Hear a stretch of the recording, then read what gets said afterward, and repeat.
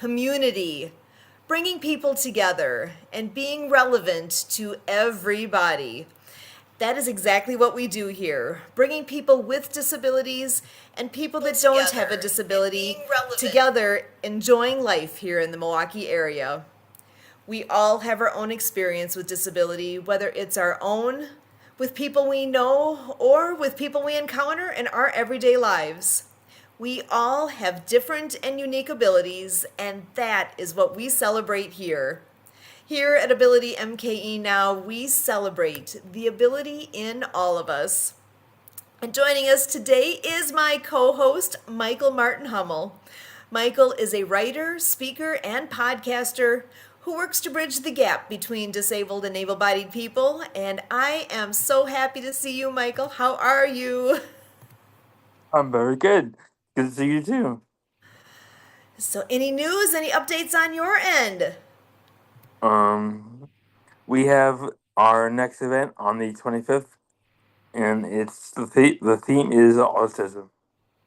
Excellent. So April 25th is an upcoming Saturday here. So, and the theme is on autism, and that should be a very popular theme because that is something that has become more and more common to know folks around us and to be acknowledging folks around us that are in that world in the in the space of autism. And the more we know, the more good we can do and the better we can communicate and all the things. So I'm excited because I know you're so good with bringing in experts and sharing their stories uh, and and the series that you do remind. It's called. Thank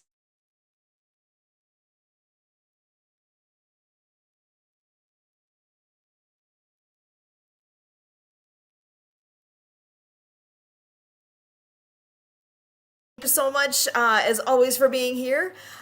Next, I'm going to go. You're cutting out. I'm not Oh sure what. boy, I'm cutting out. Okay, well, I'm hoping I am back all right now because we have an amazing guest joining us, and I'm going to go ahead and bring in Rob Baugh. After suffering a traumatic brain injury from a freak accident, his life changed overnight.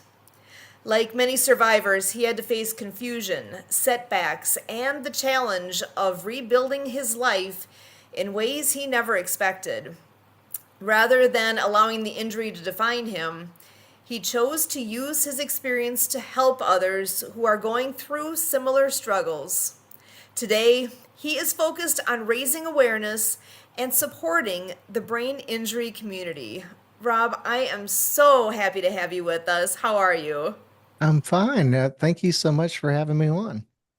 Oh, I'm thrilled you're here. I know we got to meet briefly at another event, and I felt so much like we just clicked and had We so many really did. connecting points.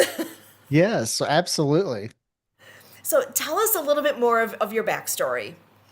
Yeah, so I work from home and we have a fish pond in our backyard. It'll be 6 years in this July when this happened to me. I was on my last break. I went outside to feed the fish like I do every day. And as I was coming in the door, a bee flew by my head. And spoiler alert, I'm allergic to bees, very allergic to the point where I was hospitalized once when I got stung. So, knee jerk reaction as I'm opening the door, I was ducking at the same time and I knocked myself out. Oh, I don't know how long I was out. It was probably less than a minute, but when I woke up, I was holding my head and I thought, wow, this is going to just leave a big goose egg tomorrow. And then when I removed my hand from my head, I saw the sea of blood and I'm like, uh-oh. oh no. No, I don't think we're going to have a goose egg. I think this is bad. Wow. Yeah. And my wife, who had just got laid off at work because they're actually the company just closed up. Um, and it was the start of COVID as well. She was in the kitchen cutting up pineapple. So I walked over to the window and I started waving at her and she waves back. She's thinking, what's he doing, you know? So she comes out eventually and she sees the back patio looks like OJ had been there. And she goes, "What did you do?" I said, the only thing I could get out of my mouth was B. And she's thinking, a bee did not do this. But it was a culprit. Yeah, he was the reason it happened, but he wasn't he didn't cause it. It was my knee-jerk reaction. So she's like, "We got to get you to the hospital." And I'm going, "We got to call my boss." She's like, "No, no, no. We got to get you to the hospital." And I was very adamant because I'm still on the clock. So my wife calls my boss and my boss says, "Get to the hospital." You calling me for go to the hospital? So yeah, and that from that day forward, that my life completely turned on a dime. Wow. And I know when we met before, I never got the full story. We had a very brief time at that day Yeah, that when we talked. So, wow. And one thing that goes through my mind is thank God that bee didn't sting you at the same time of all that. Oh right. my gosh. Yeah, That would be the whole nother story here. yeah. But my wife got me to the hospital in record time. And the sad thing is, and I tell this every time I share my story with anybody, and this is part of the reason why I'm so passionate to spread awareness for brain injuries. When you go to the hospital and you walk out that door, you're on your own. You have no idea what to expect. They tell you to go home, rest a few days, and return to work, which is the worst advice you can give anybody that had a traumatic brain injury. So I did just that, and I'm going back to work, and I'm stuttering, and my speech was not the only thing that was stuttering. My fingers wasn't typing the right words. I go back Wow. sometimes and see the emails that I sent, and I'm like, why did they let me keep working? Oh my I can't even goodness. read this. Oh, but that's so interesting because the brain is it's the powerhouse here, it's all the Right. information goes through there, and when Hmm. you get rattled, you I mean physically when your brain gets rattled like that, there's an effect. It does. It does. And you just, the confusion, it's how I ended up explaining it to other people is because this, the worst thing you can say to somebody that's a brain injury is, you look fine. Well, yeah, Oh, of course. How am I supposed to look? You don't, brain injuries don't come with a cast. you know, right. so it's just like going to make a cup of coffee. You take that for granted. How often do you go to the Keurig and make a cup of coffee? And now I go there and there's a whole process going in the background that people don't see. You don't see the okay, I'm here. Oh, okay, I've got to lift the lid up. Now what? Oh, now I got to grab a coffee. There's this whole script going in behind the scenes that people don't see. Yeah, it changed it. Wow. So okay, now I know.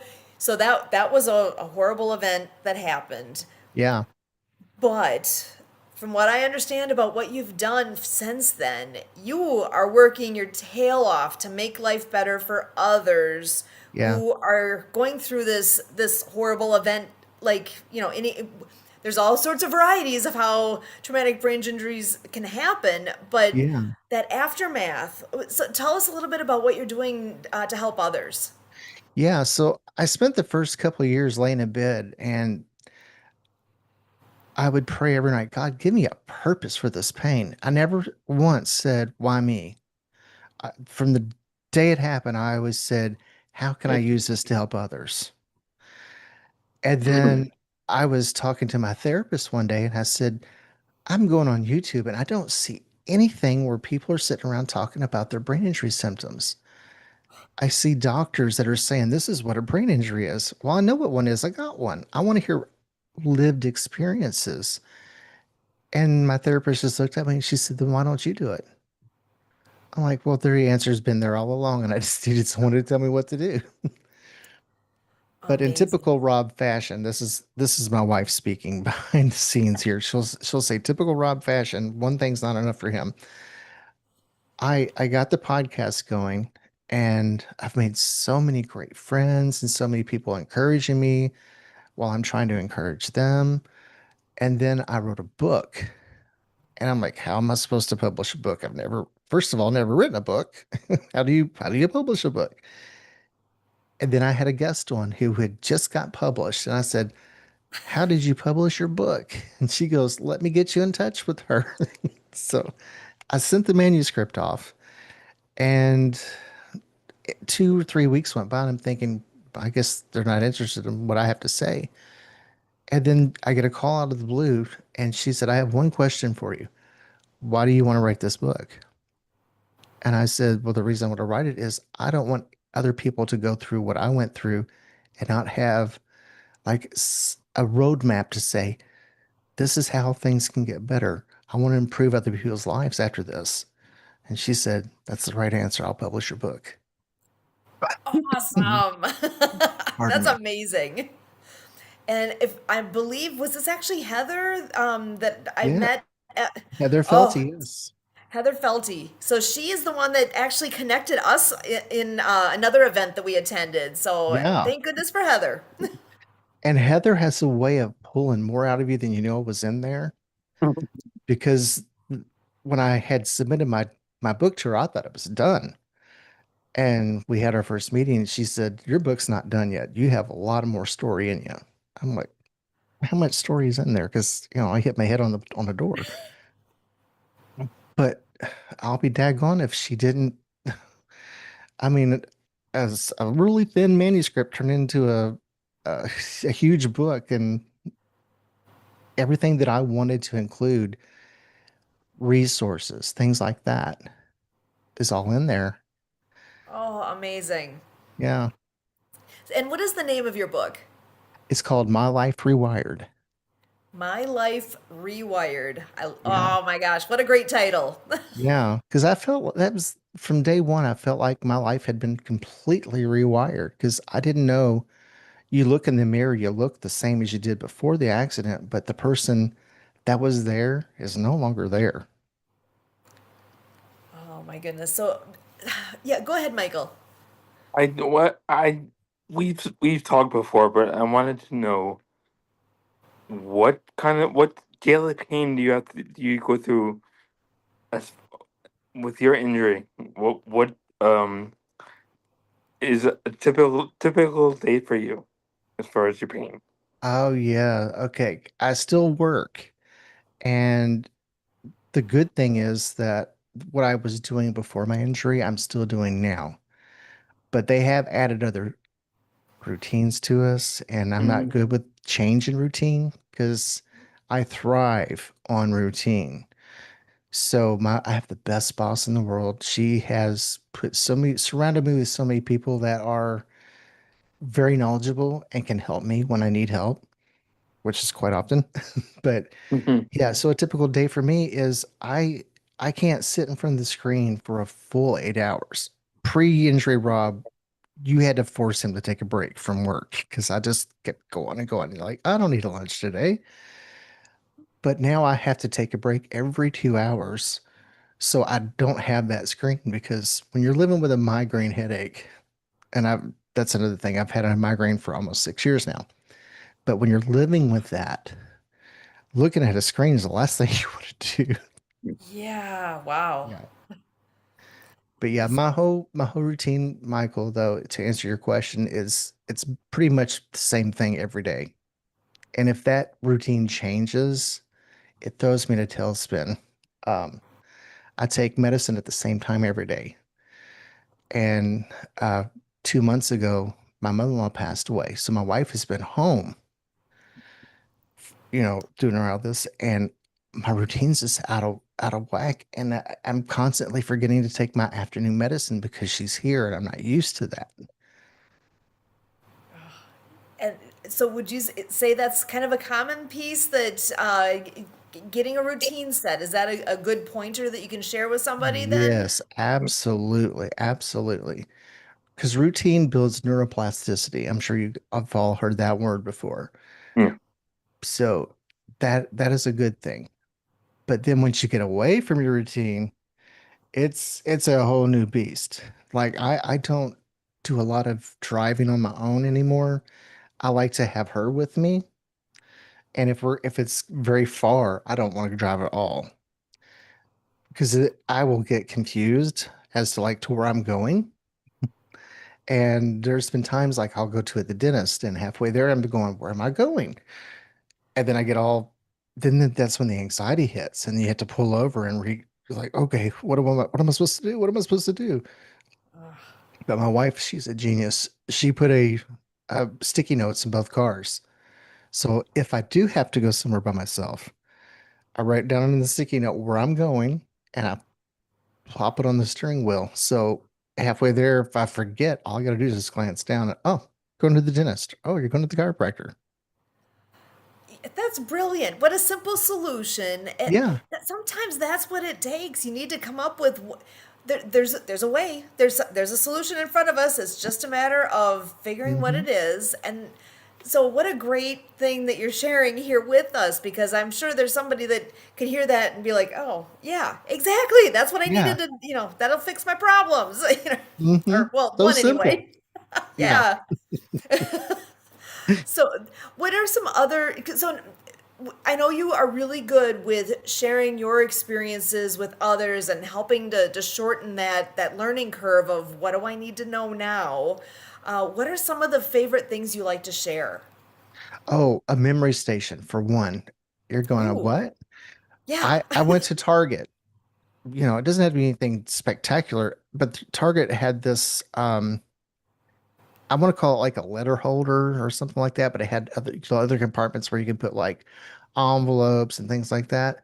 That's my memory station. Everything that I do not want to lose, that I have to have access to, that's where they go when they're not in my hands. My car keys, my wallet, my glasses, keys to other things around the house that I might need to unlock.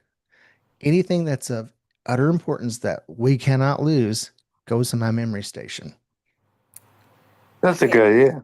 that's brilliant. Yeah. That's something we all need. I love that. Yeah. I've not lost my keys in 6 years. Amazing. Sometimes it is the simple answers that can make such a difference. So I love that. Yeah. There's, The same guy that gets in the shower and goes, did I get a towel out? And then I have to call for my wife. Will you get me a towel? oh my goodness. I've got all sorts of thoughts going through my head here. So let me back up for a second here.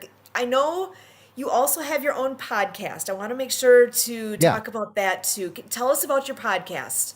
Yeah. So the podcast is called Life Rewired. So we kept it in the family.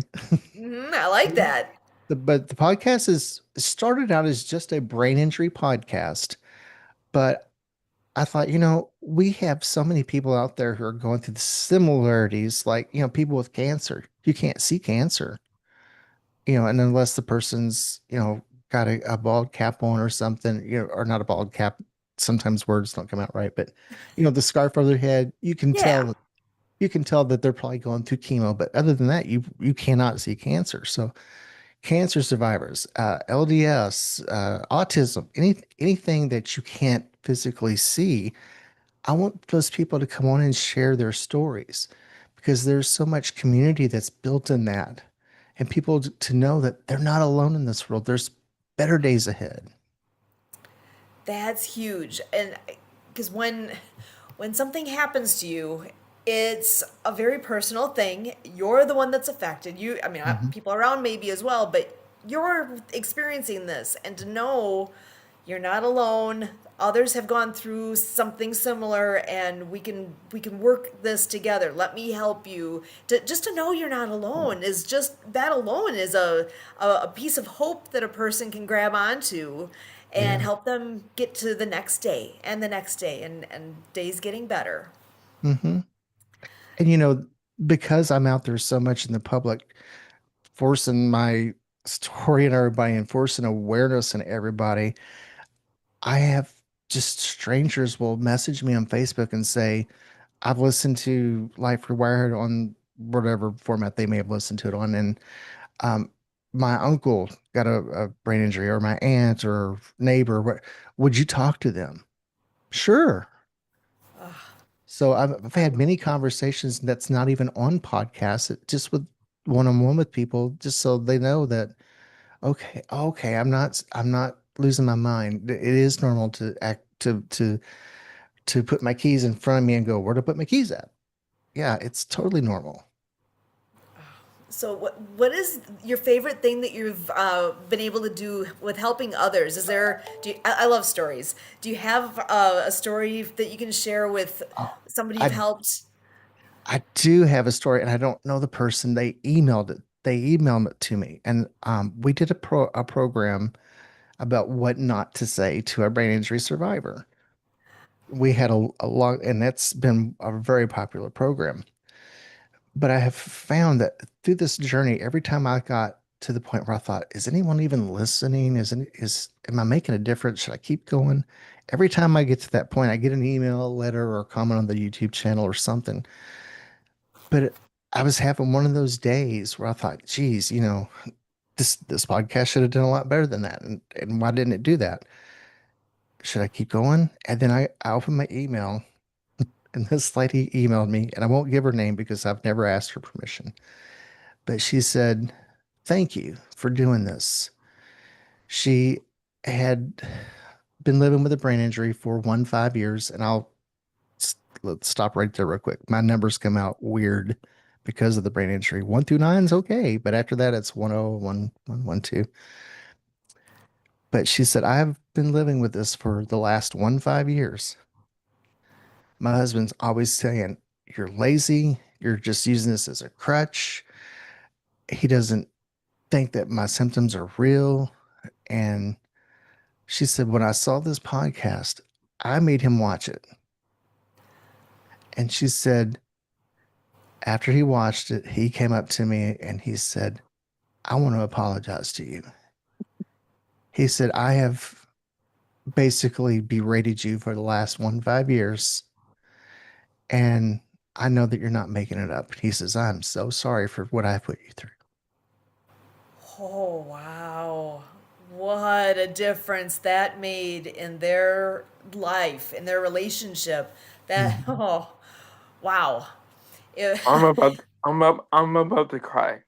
yeah, it's like that, that hits you in the feels right there. It You know? does. And I won't delete that email because every time I feel, am I making a difference? I always go back and read that because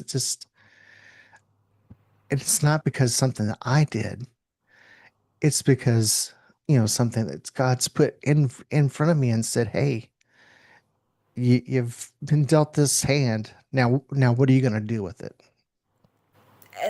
And I love that attitude because oh my goodness, that it's not easy to be in that position and to say, hey, okay, what am I supposed to be doing with this? And then doing something. So Yeah. many people, we have those moments like, feel sorry for ourselves, and it's like, why me? Why all Hmm. those things where it's so easy to fall into that I'm gonna say like the negative side of it, the really it's a destructive side of that. You really, if you can see the other side where it's like, okay, there's a lesson here, there's a purpose here.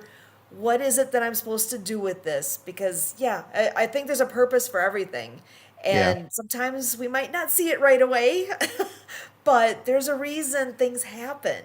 And Hmm. if we can just have faith in that and move forward with where, kind of Yeah. where our heart's leading us, Yep. it goes to good places.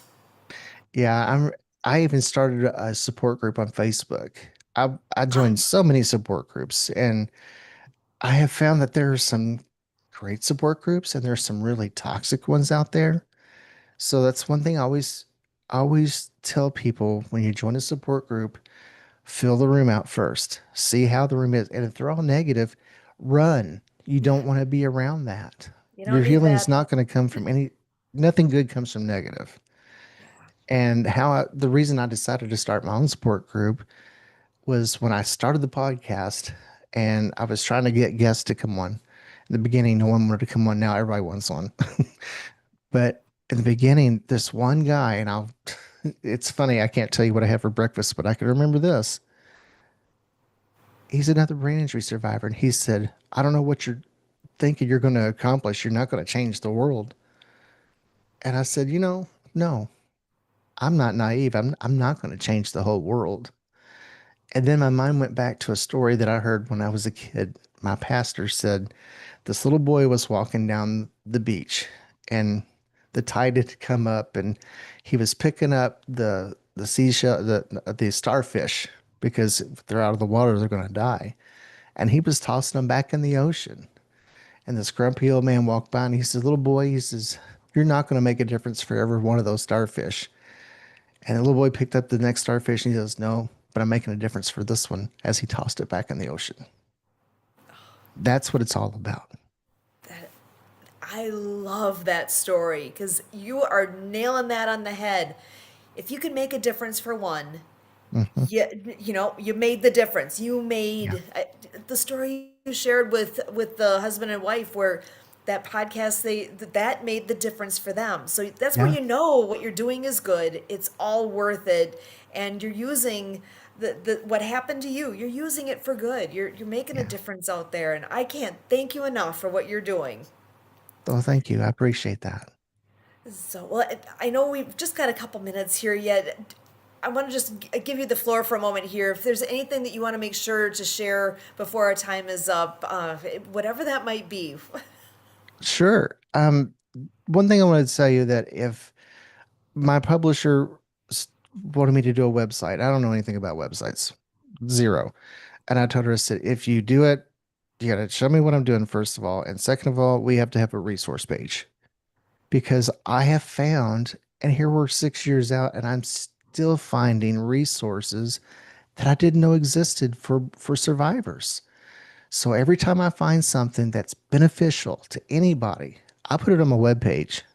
So I've got a whole list of things that free to free to people, just like people that's going back to the job. There's a place called jan.org, Job Accommodation Network. They work with you to get you anything that you need to continue to work. I had no idea they even existed.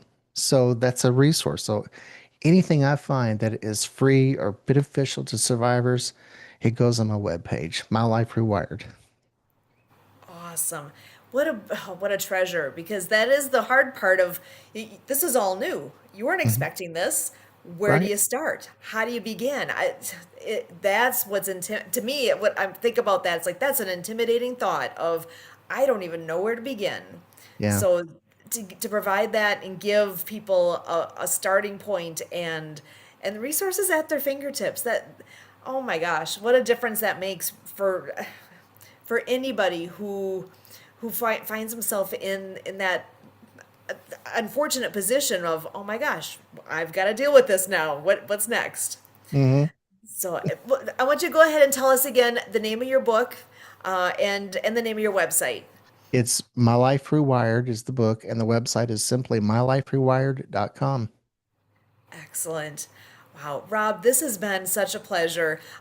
This again has been Rob Baugh joining us, last name Baugh. So I am thrilled that you were able to join us here and share all of these wonderful things. I'm so excited for what the future holds for you and all the difference you're making around.